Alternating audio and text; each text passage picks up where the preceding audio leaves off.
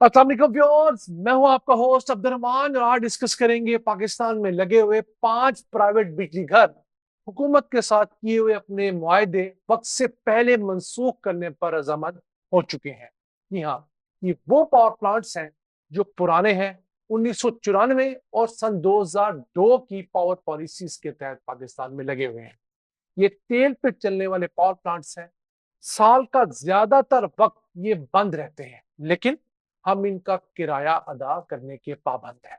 इन्होंने अगले 3 से 10 साल बाद रिटायर होना था, लेकिन अब ये इसी साल रिटायर होने पर रजामंद हुए हैं।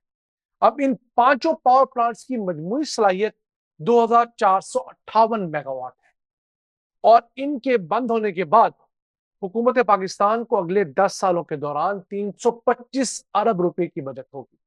यानी अगर ये पावर प्लांट अपने वक्त मुकर्रर तक चलते रहते तो हुकूमत को 325 अरब रुपए अदा करने पड़ने थे, जो अब अदा नहीं करने पड़ेंगे। ये हमारे ऊपर भी एक किस्म का रिलीफ है। और अगर पर यूनिट रिलीफ की बात करें तो बिजली की एक यूनिट में सिर्फ 65% की कमी होगी इन 5 पावर प्लांट्स के बंद होने की वजह से। लेकिन चले, एक अच्छी जानब आगाज जरूर हुआ है। ये पावर प्लांट को बहुत खुशी से बंद नहीं हो रहे। हुकूमत ने मुख्तलिफ एंगल से इनके हाथ या कान मरोड़े हैं, तो तब ये मजबूर हुए हैं। क्यों? इनमें से चंद तो ऐसे हैं जिन्होंने जिस रकम से पावर प्लांट लगाया था उससे 11 गुना ज्यादा मुनाफा कमा लिया है। तो अब हुकूमत इन्हें कह रही है कि आप पाकिस्तान की बेहतरी सोचें, अपना मुनाफा आपने कई गुना कमा लिया, अब हम इस काबिल नहीं कि आपके किराए कैपेसिटी पेमेंट अदा करते रहे। सबसे बड़ा और पहला इंडिपेंडेंट पावर प्रोड्यूसर पाकिस्तान में हबको था, जो हब बलूचिस्तान में लगा था कराची के करीब 1292 मेगावाट का। उसे अनकरीब बंद कर दिया जाएगा हमेशा हमेश के लिए। फिर दूसरा है एटलस पावर का, जो 225 मेगावाट का है। ये लाहौर में लगा हुआ है। इसने भी बंद करने पर रजामंदी जाहिर की है। फिर सबा पावर एक है, 134 मेगावाट का। ये शेखुपुरा में लगा हुआ है। ये भी करीब बंद हो जाएगा। फिर रोश 445 मेगावाट का, ये खानेवाल के करीब लगा हुआ है। ये भी बंद हो जाएगा। और फिर है लाल पीर वन, जो 362 मेगावाट का है। ये मुजफ्फरगढ़ में लगा हुआ है। ये भी बंद हो जाएगा। याद रहे, लाल पीर के 2 पावर प्लांट से अभी एक के साथ निगोसिएशन हुई है। एक अभी रहता है, वो 365 मेगावाट का है। अब इन पावर प्लांट्स के साथ इस तमाम मुआहदे को रीनिगोशिएट करने के लिए या खत्म करने के लिए हुकूमत ने एक टास्क फोर्स बनाई थी। इसके अंदर हमारी सिक्योरिटी एजेंसीज के लोग थे, वकला थे जो आईपीपीज के बिजनेस को समझते हैं। फिर एससीसीपी, जो कि security and exchange commission of Pakistan है, जो प्राइवेट कंपनियों को रेगुलेट करता है, वो था। फिर पीपीआईबी के लोग, जो प्राइवेट इन्वेस्टमेंट लाए थे इन पावर प्रोड्यूसर्स के लिए, वुड महकमा। फिर CPPA, centre power purchasing agency, जो कि इनसे बिजली खरीदती है, उस एजेंसी के लोग। और नेपरा, जो इन्हें रेगुलेट करता है। इन तमाम महकमों के एक्सपर्ट शामिल थे, जिन्होंने इनको समझाया है कि आपने यहाँ यहाँ यहाँ से मुनाफा कमा लिया है और यहाँ यहाँ आप लोग 2 नंबरी कर चुके हैं। लिहाजा अब ये मुल्क आपके इन तमाम मामला का मुताबिल नहीं हो सकता। अब हुकूमत का ख्याल है कि वो मजीद पावर प्लांट के साथ भी रीनिगोशिएट करेगी मामला। कुछ पावर प्लांट्स की जो डेट पेमेंट है, कर्जे जो है, उन्हें रीप्रोफाइल किया जाएगा। 10 साल के लिए रहते हैं, 15 साल तक बढ़ाया जाएगा ताकि कर्जों की किस्त कम हो जाए। फिर कुछ के कर्जे हुकूमत अपने खाते से अदा करेगी। तो इन तमाम चीजों की वजह से हुकूमत 7 रुपए फी यूनिट तक बिजली में कमी लाने का इरादा रखती है।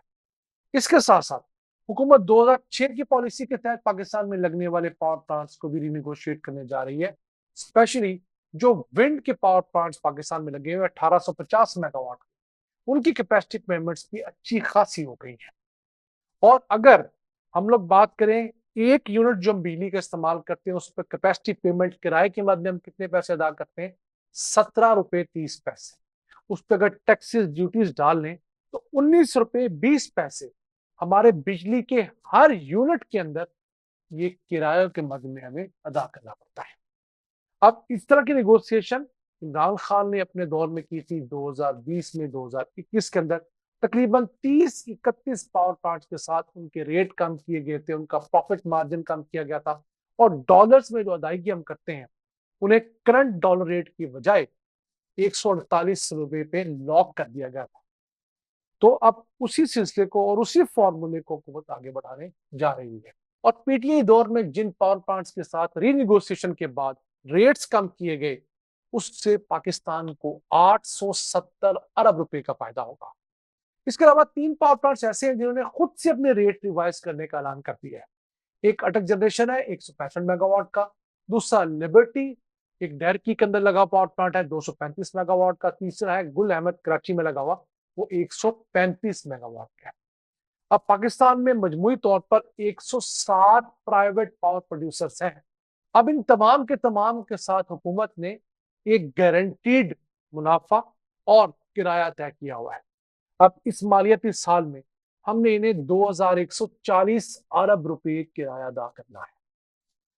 अगर हम चले जाए आज से 10 साल पहले, 2015 के मालियाती साल में पाकिस्तान में जितने बिजली घर लगे हुए थे उनका किराया सिर्फ 272 अरब रुपए था, जी 272 बिलियन रुपीस, जो कि हमारी टोटल बिजली की कॉस्ट का 30% बनता था। यानी अगर हम 100 रुपए की बिजली पैदा करते थे तो किराया उसमें सिर्फ 30% होता था, 70% बिजली प्रोड्यूस करने का किराया था, फ्यूल की कॉस्ट थी, ऑपरेशन मेंटेनेंस की कॉस्ट थी।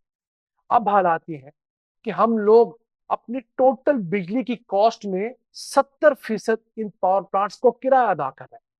यानी 100 रुपए में से 70 रुपए हम लोग इनका किराया अदा करते हैं। बिजली पैदा करने की लागत सिर्फ 30 रुपए है।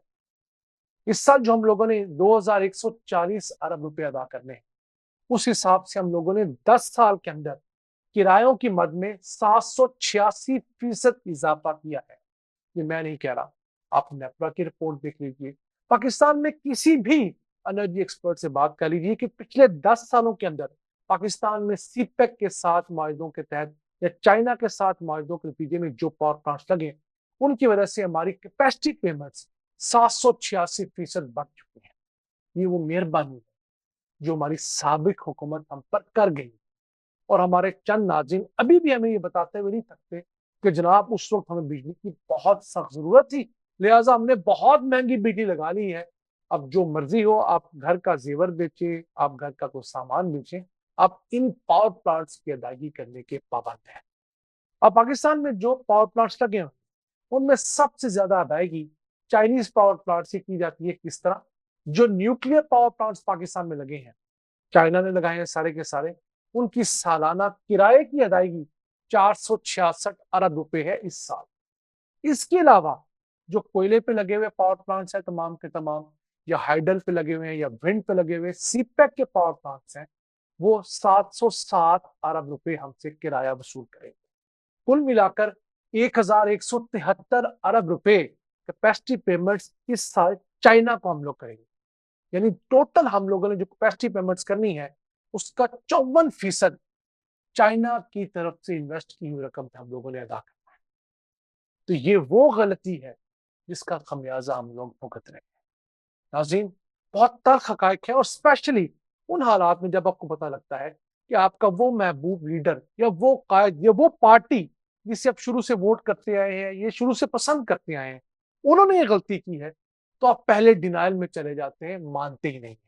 फिर उसकी मुख्तलिफ तौजीहात तराशते हैं, और फिर जब आपको उसका कोई फॉल बैक बर्दाश्त करना पड़ता है, जैसे मेरे कई नून लीगी दोस्तों घर जब लंबे लंबे 80-90 हजार रुपए के बिल आए, फिर उन्होंने आके मुझसे पूछा, मैंने उन्हें आईपीपीएस की सारी ये स्कीम बताई, तो अब वो कहते हैं जी कि ये बहुत बड़ा जुल्म नून लीग की उस हुकूमत ने किया।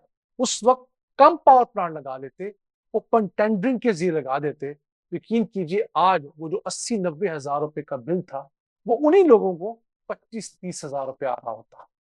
तल्ख हकायक हमें बर्दाश्त करने चाहिए, तनकीद हमें खुले दिल से बर्दाश्त करनी चाहिए, और फिर उन लोगों को मुर्द इल्जाम भी ठहराना चाहिए, खा वो इमरान खान हो, खा नवाज शरीफ हो, पीपल्स पार्टी हो, मौलाना फजल रहमान हो, एएनपी हो, जो मर्जी हो।